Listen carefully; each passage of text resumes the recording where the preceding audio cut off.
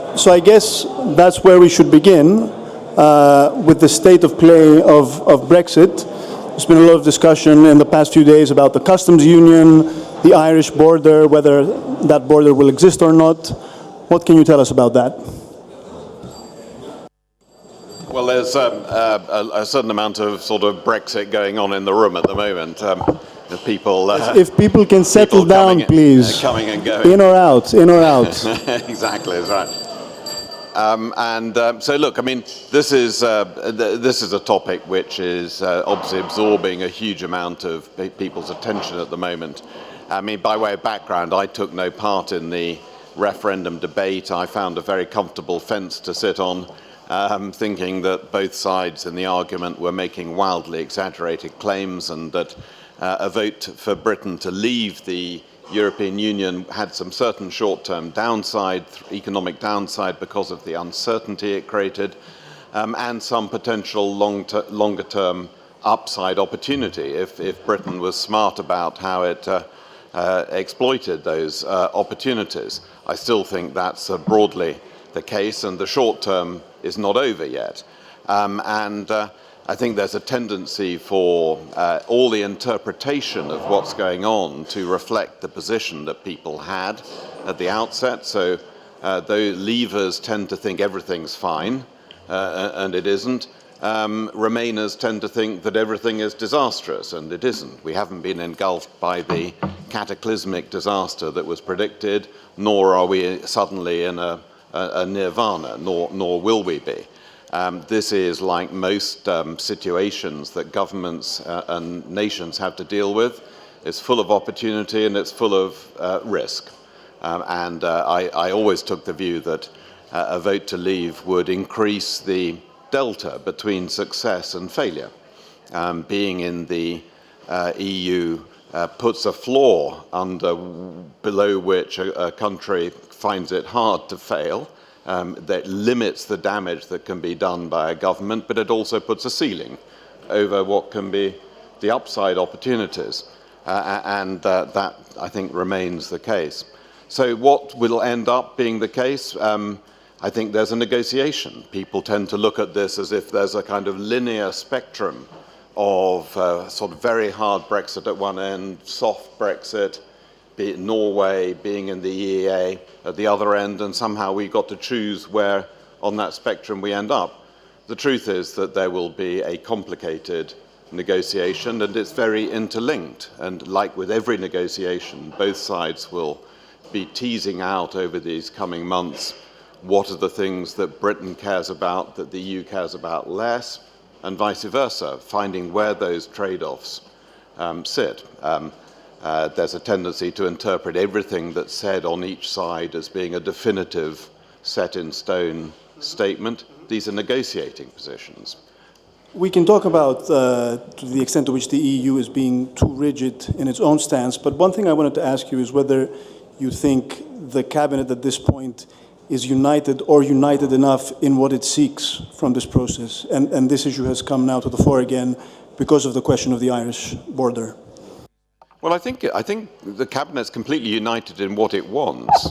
What it wants is it wants to have its cake and eat it. I mean, it wants to have maximum access to the single market. It wants frictionless trade, tariff-free trade in goods, and it doesn't want to have to pay, and it doesn't. Yeah. So, but it knows it can't have that, and the differences will be about what you've got to give up, where the compromises get made, and no government in these circumstances would be absolutely explicit about, nor would it necessarily have resolved it. I was very involved in the negotiations leading up to the Maastricht Treaty. Similarly, a very complicated negotiation with a lot of potential trade-offs. And, you know, we didn't know where this was going to end up until the very last minute. I remember, you know, being in a room in Whitehall with some senior ministers where we were getting played back from Maastricht what the state of play was, and we were making those decisions in real time. So, you know, I think there's a lot of exaggeration about the uncertainty here. At the end of it all, it's very much in the interests of both our EU partners, as they will continue to be after Brexit, and the UK to maximise the engagement and to minimise the disruption. There's no benefit in disruption for the sake of it. And this is a completely unique set of circumstances where we start with a high degree of integration, economic integration. And so most trade agreements are about negotiating away barriers to trade. This is a negotiation about what barriers to trade you want to introduce, which is a very regressive thing to do. And both sides will have a deep interest, collective self-interest, in minimizing that. Let me ask you about something that's been said by a number of British commentators, mostly on the pro-Remain side, including recently in our own newspaper, Professor Featherstone. He's making an analogy between the stance of the hard Brexiters and the early stance of the Syriza government in its negotiation with its European partners. And the similarities are, you know, the very maximalist positions, the red lines, the view that they are more afraid of failure of the negotiation than we are, leading gradually to, you know, retreat after retreat. Do you think there's any truth to this analogy? Yeah, there's a bit in that. I mean, I think there is a tendency, and I've been involved in more EU negotiations over the decades. I was back in the late 80s. I was the minister responsible for negotiating a lot of the single market, the internal market directives and regulations.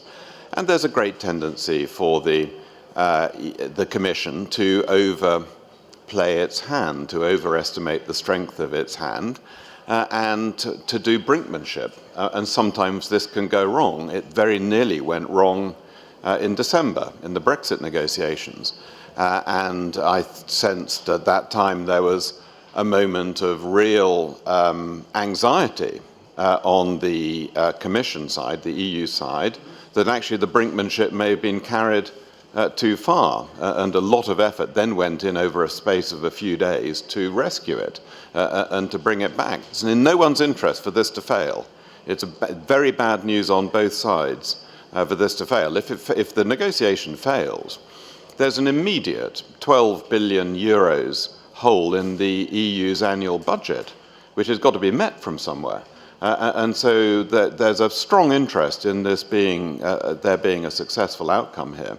And I guess there will be. There'll be some big anxiety moments along the way. It'll look at times as though it has failed. But at the end of it, I would say the odds are very heavily in favor of a sensible, pragmatic outcome, which does lead us, the UK and the EU, in a very deep and special relationship. The security and intelligence relationships are very important, and the UK is a big contributor through its relationship, through its capacity to the EU's security.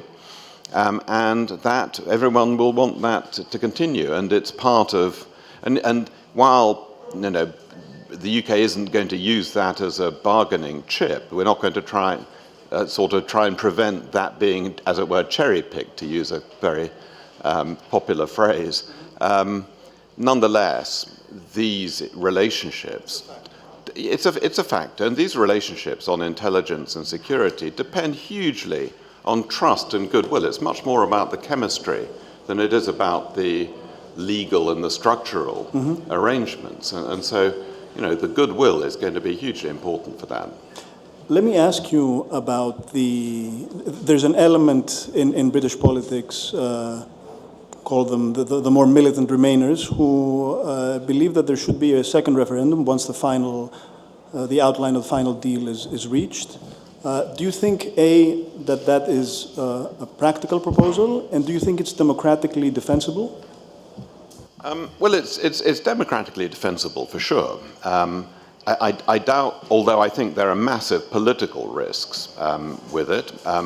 I think one of the things that people in Britain have observed is the tendency within the EU over the decades, actually, when a country has had a referendum on a development, an integrationist development in the EU, and the first referendum has been negative, which has happened a number of times, then that's regarded as outrageous. The people have rebelled against what the elites have decided, and therefore the people must be asked to change their mind.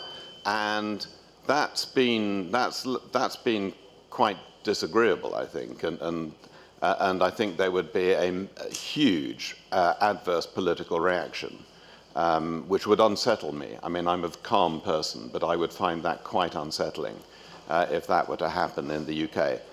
And I think in practical terms, it's really hard to see how you can make it work. You can't organize a referendum quickly, and the timetable for all of this to happen is now very tight.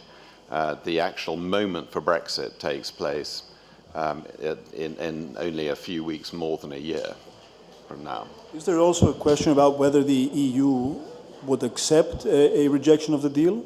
If the British people went back to the vote and said, actually, we don't want this deal and we want to stay, could the EU say, actually, that's the deal on offer? Well, no one knows. I mean, this is a lot of unknown territory here.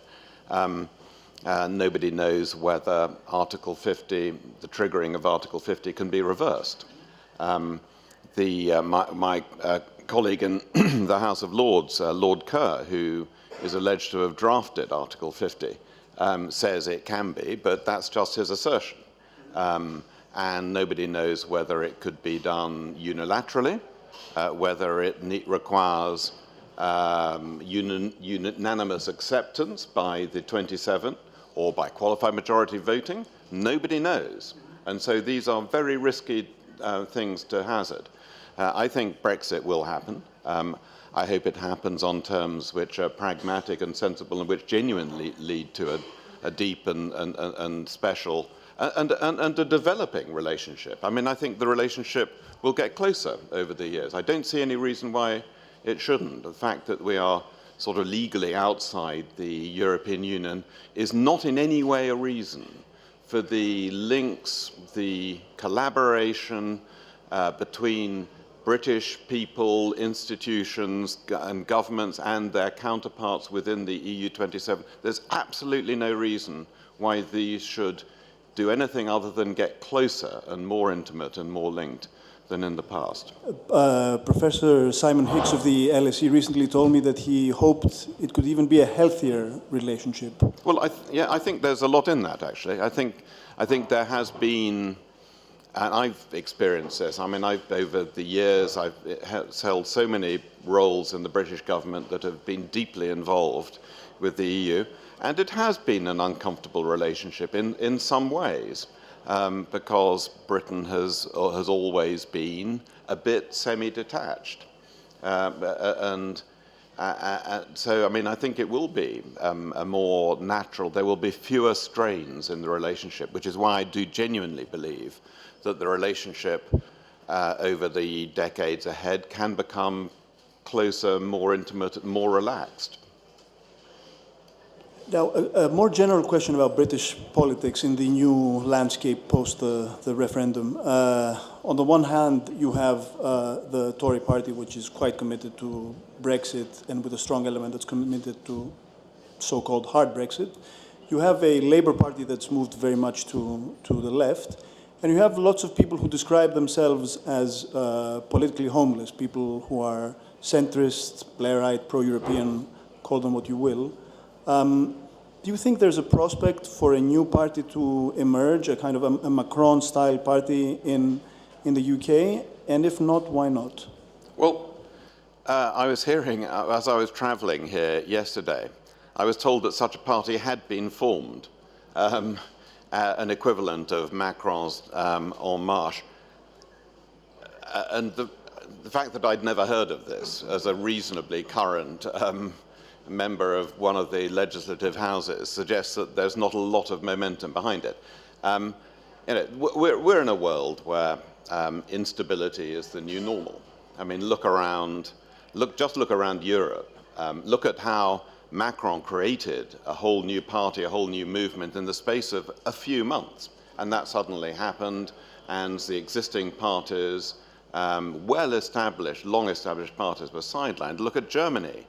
6 months after an election, still hasn't got a government. We'll see what happens on, I think, Sunday, when the SPD's vote on whether to take part in a new grand coalition happens. Look at the Italian election where no one knows what's happening. Look at Spain, where we're facing all of the disruption that comes with the Catalonian desire of the Catalonian government to secede. So before you even look beyond the borders, look at Australia, where suddenly the government was disrupted by a constitutional quirk which meant that a bunch of government ministers had to resign from Parliament because they discovered that they had dual nationality. I mean, instability is the new normal, and the unexpected has to be expected. And so all the advice I always give on politics is, as soon as you hear someone say that something must happen or can't happen, you should immediately phone your bookie and put money on the reverse, because it may well happen and you'll get very good odds. So after all the chaos of the day-to-day negotiation is over, do you predict a kind of a trade relationship similar to the one that the EU has with Canada, and then very strong defense and security cooperation? Is that the ideal future relationship between Brussels? No, the ideal future relationship is something very close to what we have now. You know, if we want British businesses will want to have maximum engagement as frictionless trade as is possible in goods, and for services, you know, there's absolutely no reason why there shouldn't be a trade agreement that is much deeper than Canada, that involves services and financial services. And when Mr. Barnier occasionally says, well, there's no free trade agreement that includes financial services, well, that everything is nothing has been created until it's been created. I was involved as trade minister in the TTIP negotiations. Sadly, it wasn't possible to get that done before the Obama administration came to an end. TTIP was a very ambitious free trade agreement, desired on both sides, both the EU side and the American side, to include financial services. Absolutely no reason, when we're starting with a relatively high degree of integration, no reason why it shouldn't include financial services as well. But would the British government want that, given the fact that in order to retain the so-called passport, it would have to abide by EU regulations? Well, and it would be a rule taker and not a rule maker? Yeah, but I mean, there are lots of ways of creating equivalence in regulation. You can do mutual recognition. You can have an overall acceptance of equivalence. To say that you have to accept absolutely the regulations that's not a statement of fact. That's just a decision. And sometimes what is stated as a fact by the EU side, as if, I think yesterday, Donald Tusk said to Theresa May, you can't have frictionless trade unless you're in the customs union and the single market. Well, that's not a fact. That's a decision. That's a choice that gets made. Of course, you can have something very close to frictionless trade if you decide to make that happen. So a lot of this is about stating, negotiating positions, and it'll be a negotiation, not an easy one, a complicated one. It doesn't all have to be sorted out at once. The dimension that's frequently been left out of this is the time dimension, and you can have arrangements which are grandfathered for the time being and resolved later. So I think this is, I think we should be very wary of over-interpreting what gets said at this stage, because some of it is simply an opening negotiating position. So we have another 210 seconds, and I'd like to broach an issue which you led for the UK government between 2010 and 2015, which has a lot of significance for our efforts here to streamline the public sector and cut spending where it can be cut without causing pain. And that's the efficiency savings program that you led, which saved, I think, something like £70 billion in the space of 5 years and made Britain shoot up the ranks of the most strong e-government countries in the world. Tell us a little bit about that. Well, we, in 2010, when the coalition government was formed, Britain had a bigger budget deficit than Greece, to take just one example. Quite.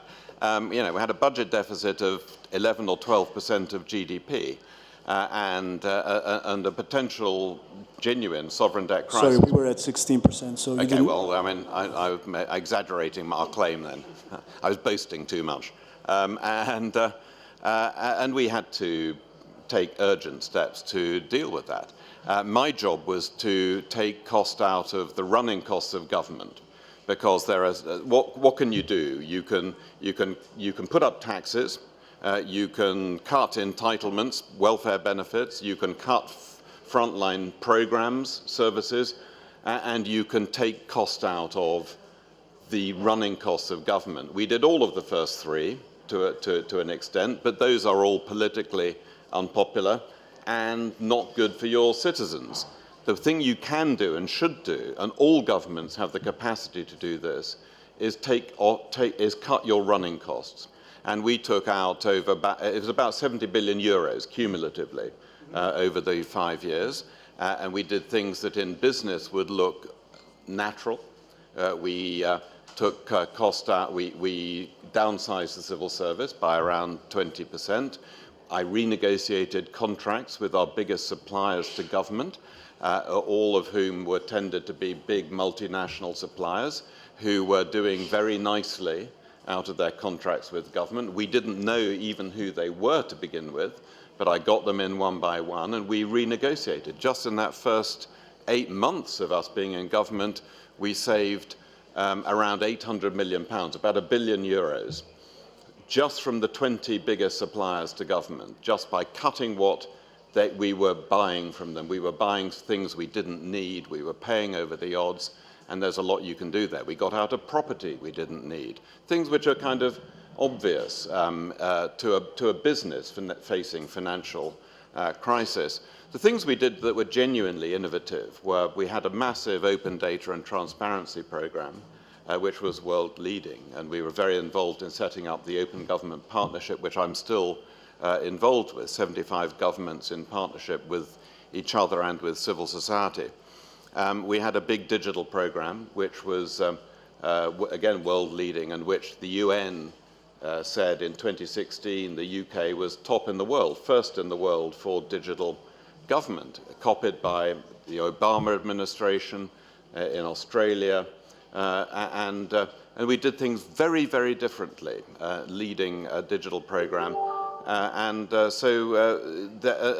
we learned so much. We learned so much, and we were doing things, as I say, that in business would not be regarded as amazing, but which haven't been done in government before, and so there are plenty of governments. Now what I do in my happily liberated life from government is take that experience and that learning and use it for the benefit of other governments. Let's hope we can learn from it as well. Lord Maude, thank you very much. Thank you.